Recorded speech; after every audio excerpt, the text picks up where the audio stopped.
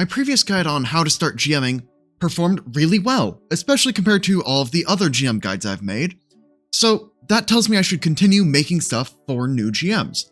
And this is one of the most fundamental skills to have in the GM tool belt, and that is simply how to build an interesting encounter at the right difficulty. That is very easy in this system, and you can do a lot of that encounter building math in your head. You just need to have the know-how for how to approach it. And I hope this video will give you that, as well as knowledge and confidence in how the game supports this encounter building with the math. So with that, let's go ahead and get into it. Before we get into actual encounters, I want to first talk about the creatures we are putting in those encounters, because there are already some pretty fundamental things to look at here. So, a creature that is on level with the party is worth 40 XP. That is a number I just want you to keep in mind for now. You can see going up 2 levels will double the XP that creature is worth. And that means that creature is twice as powerful if you go up 2 levels, becomes half as powerful if you drop 2 levels. And you see that's true no matter what level you start at. You may fall off the table, either by having a creature that's too weak or too strong for the party to ever reasonably fight it. So this is like your level band of the creatures that you have access to. It's your party level plus minus 4. And when people talk about creatures, you'll frequently see people talk about L plus whatever creatures, L minus whatever creatures. And that just means party level plus something. And that's just notation the community likes to use. And you can see they're talking about it here as what party level is referencing. Basically, all your characters are the same level, and the XP each creature gives is relative, always. And this means you can calculate XP values of creatures in your head pretty easily, because you start from, you have 40 XP is your normal on party level, and then every 2 levels up or down, you have or double the amount of XP, and you get the average of the 2 values to get something in the middle. So like if I had a level 4 party and I want to know how much does a level 1 creature worth in terms of XP, I'd go, okay, so it's halfway between 20 and 10, so it's 15. And I could get that in my head faster than I could Google this table, which is just the encounter building guide on Archives and Ethos. I find it faster just have it memorized or have it in a note card in front of me. And creature levels are equal to player levels. Creatures tend to have fewer abilities, but slightly higher numbers to compensate for that. So generally, you can think of a level 5 creature equal to level 5 player. And now to XP budgets for encounters. There's some example makeups of encounters that you can see in the quick adventure groups. If you just want thematic ideas of stuff you can throw at your party at difficulties, that's something you can use. However, I prefer to just look at the difficulties of encounters and build things from scratch based on what I want to use as a GM.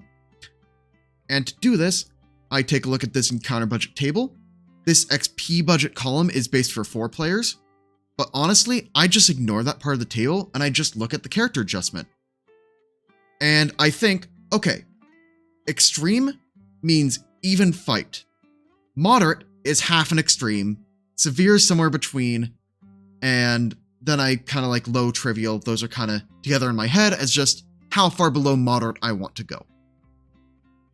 So what I do is I will count the amount of people that I'm playing with. So if I'm the GM and I'm like, okay, I have 5 players, my extreme budget is therefore 5 times 40, 200. And then I divide that by 2 and I say, okay, so my moderate budget is 100. So therefore my severe budget is 150. And I can then have those numbers floating in my head. And I will then know what these labels mean, and I can balance based on that. And go down the list. Trivial is stuff that your characters will barely break a sweat on. They're your power fantasy type encounters. The thing of, you faced this creature like 5 levels before, now look at how you just beat it without breaking a sweat. They are very narratively satisfying if done sparingly, as like a palate cleanser or letting people try out something new. I find that trivial aren't lasting long enough for people to actually use new abilities. They tend to be over in a few strikes. Because it's like you have a character that gets 1v4'd. And it's an on-level character getting 1v4'd. That's a trivial encounter. It's not very dangerous. A low threat encounter may force a heal out of somebody if the party plays poorly, but generally, you're not going to be sweating much on a low encounter. A low encounter is like you have a creature that's +1 level above and into a party fighting the entire group. It's not going to be much of a challenge for them. Like, yeah, there'll be a couple points of accuracy that are different, but having 12 actions to 3 is just such a big deal. And that's like the equivalent of that in the boss fight. And a low threat encounter otherwise just gets wiped out by basic strikes if it's a bunch of small creatures. So, low threat encounters are what it says on the tin, low threat. Now we have moderate. Moderate is actually the equivalent of 5e's deadly. That sounds really strange, but read what it means. Encounters are a serious challenge to the characters, though unlikely to overpower them completely. Characters usually need to use sound tactics and manage the resources wisely to come out of moderate threat encounter ready to continue and face a harder challenge without resting. That is what a 5e deadly encounter means. 5e's deadly is about how many more encounters can they fight in Adventuring Day, because 5e has a very Adventuring Day mindset when it comes to encounter building. Pathfinder basically expects a character to walk in at a lot of HP and add enough to where they can absorb stuff, and doesn't have much of an emphasis on per encounter resource or per day resource. Only spellcasters really need to worry about it at all, and spellcasters really have tools to deal with weird things and healing as the main stuff they are worried about. So, resource tax isn't as big of an element in Pathfinder 2. It's still an element if you want it to be, and you want to string a bunch of encounters together. If that's the type of game you want to run, go for it. Just note that you can feel that pressure start to build from a lot of encounters after each other, but it's not mandated to have an interesting encounter. And people are going to say, how do I know how more challenging the next encounter will be? And I say, if the characters have at least one spell slot that can heal, they're probably fine to take more moderate fights, and they will not lose more characters. Because as long as they have the option to spend resources, they probably won't die. Severe threat encounters will require them to spend resources to succeed without somebody hitting the ground. There's a pretty good chance a normal party would have somebody die if they play poorly. This is still at the level of, you usually need to make a mistake, have some pretty bad luck in order to have a character die, but now there's like a chance. If people mismanage resources, they go in risky. This is where you start to get like scary stuff happening. And extreme is, even for a full resource party, this is now an even fight. There is a 50-50 chance for them winning or losing. And they might lose characters in this fight. So, extreme threat encounters are not to be done super lightly. So I realized in editing that I didn't actually mention how chained encounters work, and the rules don't have good guidance on this because it's pretty situational based on your party's composition. Because if you're going to throw several threats at characters without them having a chance to like treat wounds, refocus, etc., those later encounters will be more dangerous than they would be normally. But also, if you're staggering enemies in terms of waves coming in, there will be less offensive pressure on the party all at once, so that large encounter would be easier. So I want to quickly mention how you would deal with those types of encounters. So I think I'm going to start with, if you don't give the players a chance to rest, the fights after that will probably feel 1 degree of difficulty harder.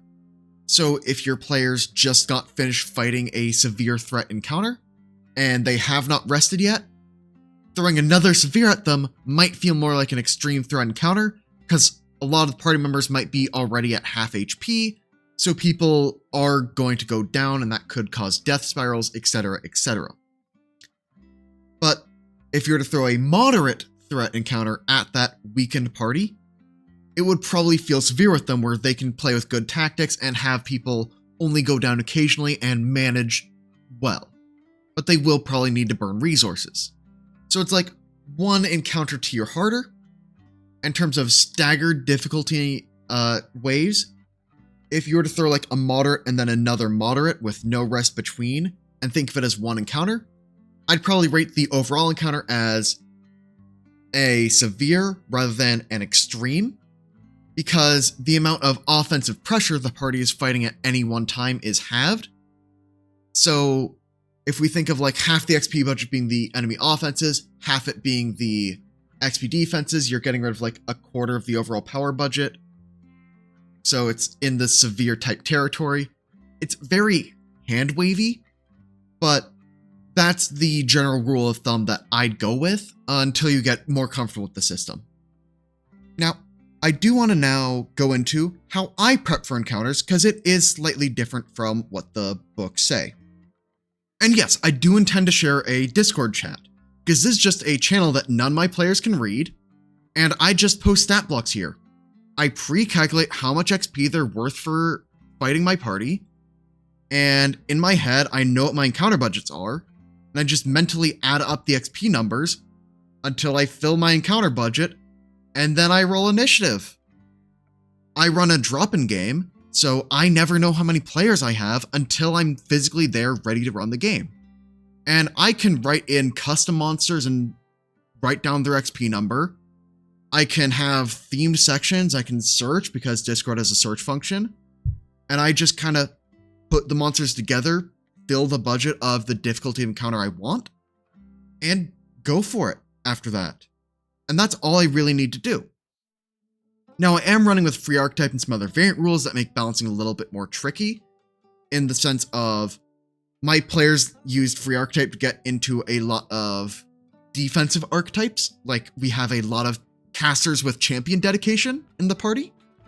So we have a lot of champion reactions flying around and enfeebling everything, which means the party actually has turned the free archetype into a lot of defensive power, which lets me go and use higher difficulty encounters with more freedom, because the party has abilities they otherwise would not have access to, which makes them a bit stronger.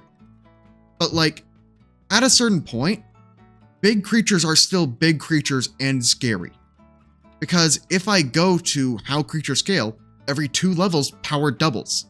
I always have a bigger stick to throw at them, so I never feel like, as the GM, my monsters are never playing the game and whatever, which is a feeling that I had in late game 5e. That does not happen here, because boss fights are always scary no matter what you're doing. Well, unless you're playing my party from last video, then they're really not scary. But that's using a lot of teamwork and specific abilities to make that happen. And even then, that party can be threatened by simply having something with enough power behind it. With a large enough XP budget, any party can crumble. So if you just want to apply like a dangerous situation, and you want players to be like scared but don't want them to actually lose, throw a severe. I use a lot of severes in my encounter building for free archetype games. If you're not playing free archetype, throw in a lot of moderates with an occasional severe. That's usually the balance I like. Experiment with it, figure out what you want to use, and that's how you build an encounter. But I still want to go into how the math works. And you can see, based on the color of my face, the monitor is bright. So we have a spreadsheet here now. And basically, I took the target number that you need to roll in order to normal hit somebody, and then found the expected value. So strike damage is 1, critical damage is 2, and then you gain +3 accuracy and armor class every 2 levels. So I just kind of found the expected value for +3 accuracy, and for -3 accuracy to be basically the increased armor and the increased power. And the threat level of a creature is how much damage it will do before dying on average. So in order to figure this out, you find the amount of offensive power it outputs, and you find the amount it will actually take in return, and you basically combine these numbers together by multiplying how many turns it's going to live, which is like defense. So the actual formula will be you take its offense on top and you divide it by its resistance to damage to get how many more turns it'll live, kind of roughly. And you stretch this out, and you can see increasing both numbers gives you a series of ×2 stronger, right there in the middle where a lot of the game's math takes place. And that's it. That's the story. The encounter building math, because things scale in this way of you gain about a +3 every couple levels, you get this doubling in power. And mind you, this is not a perfect model. This is very White Roomy math, like not even White Room. This is, we are outside of the White Room, observing it from laboratory things behind another sheet of bulletproof glass. Like, this is way too clean of a math, because it's not accounting for the weirdness that happens when proficiency bumps come in, when the magic items are handed out, etc., etc. But roughly, this is what the math is trying to do. It's giving a little bit less than a +3 each time. So that is why the math is doing what it does. There's also, of course, that linear scaling of HP and damage, and linear scaling of that kind of stuff matters more at the low levels, because dealing 2 more damage matters 1 if you were dealing 6 damage before than if you're already dealing 50. Because the difference between 6 to 8 in terms of gameplay is larger than the difference of 50 to 52. So the linear scaling matters way more at low levels, so bosses tend to be scarier at low levels, in addition to players not really having the tools to deal with those types of boss fights. So avoid bosses if you're running a very low level game, unless you want to kill somebody, because, you know, they have it coming, truly. Kill your friends, it's great.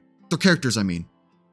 I don't know your friends that well, so I shouldn't wish death upon them, but this is basically the core idea of the math. And I'm willing to go into more detail on this if people care, but I'm going to assume people don't want me to give a lecture on calculus and all that kind of stuff, because there's a lot more that I can say about this, but this ×2 number is just too clean to not bring up. Before I go, I want to also quickly mention the elite and weak adjustments, because a lot of people note that these adjustments that affect creatures by making them go plus or minus 1 level, just roughly, tend to overshoot the mark. People say elite adjustment feels like giving them level +2 or level +1.5, and weak feels like cutting their level down by like 2 points that way. And there's very simple reasons for this. So I said you go with the math up by +3 when you go up 2 levels. So 3 divided by 2 is 1.5. Things grow by an average of 1.5 every level up, which kind of makes sense. And then you look at the elite adjustments here. It rounded up that 1.5. That's why it feels stronger than it really should be. So the way to make this feel less 1.5 levels up is to simply have one of the things, offenses or whatever, increase by 1, while having the defenses still increase by the full 2. So that way, on average, each of its numbers are being increased by 1.5. And that should more or less even things out. It's hard to automate that in like Foundry, but if you're running pencil and paper, that's how I'd adjust the adjustments to make them more fair. And also, that it's actually bumping things by about 1.5 levels is why you'll hear people say, you really shouldn't elite adjust something that's already above the party's level, because you could very well overshoot your XP budget by a lot in that case. So just be wary about what you throw the elite adjustment on, because it can really be a lot sometimes. And that's basically the video. I hope that it was at least mildly informative and that it gives you more confidence in building counters for your own games. With that, I'll sign off. Peace.